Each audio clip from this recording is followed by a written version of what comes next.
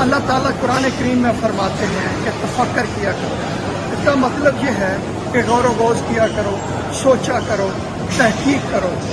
جس طرح مسلمانوں نے بے شمار نامور سائنسدان اور بے شمار لوگ پیدا کیے. مثلا جس طرح میں آپ کو بتاؤں کہ ابو علی سینا جنہوں نے سرجیکل پروسیجر ایجاد کیے، لوگ ابھی بھی ان جتنی بھی ماڈرن سرجری ہے انہی کے ایجاد کردہ آپریشن کی بنیاد پر ہے، اور جو اصول انہوں نے وضع کیے تھے وہی ہیں. اسی طرح جابر بن حیان، البیرونی، ابن بطوطہ، جعفر صادق، کس کا میں نام لوں.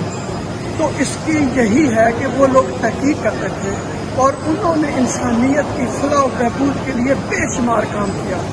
تو آج ہم دیکھیں کہ ہم کیوں سائنسدان نہیں پیدا کر رہے، ہم کیوں طب کے شعبے میں نامور لوگ نہیں پیدا کر رہے کہ جو نئی تحقیق کریں اور جو کہ بنی نوع انسان کی فلاح کے لیے، ان کی بہتری کے لیے کام کریں. اس میں جو میں سمجھتا ہوں کہ سب سے بڑا قصور تو ظاہر حکومتوں کا ہے، جو فنڈنگ جاری نہیں کرتی، لوگوں کو ترغیب نہیں دیتی کہ آپ لوگ جا کے تو کام کریں، تحقیق کریں، مقالے لکھیں اور اپنا جو علم ہے وہ دنیا کے ساتھ آپ بانٹیں.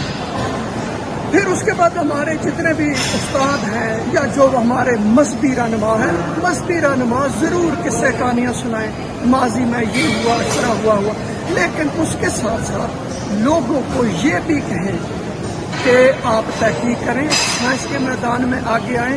دیکھیں جو لوگ مسلمان نہیں ہیں، جتنی بھی ایجادات ہیں جن کو آپ ڈاکٹر کے پاس جاتے ہیں، کہتے ہیں جی سی ٹی اسکین کر دو، ایم آر آئی کر دو، تو یہ کسی نے ایجاد کی ہے.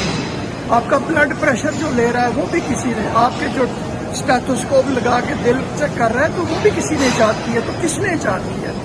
جو آپ لوگ یہ موبائل، جس کو آپ ٹچ موبائل کہتے ہیں، استعمال کر رہے ہیں، تو یہ سارے، اور آپ دیکھیں کہ ایک کلک کرنے پہ ساری کتابیں آپ کے سامنے آ جاتی ہیں، آپ پڑھیں، جو بھی آپ کو معلومات چاہیے آپ لے سکتے ہیں. تو میری تمام لوگوں سے گزارش ہے کہ آپ قرآن کو سنیں اور تفکر کریں اور تحقیق کریں اور ریسرچ میں جائیں.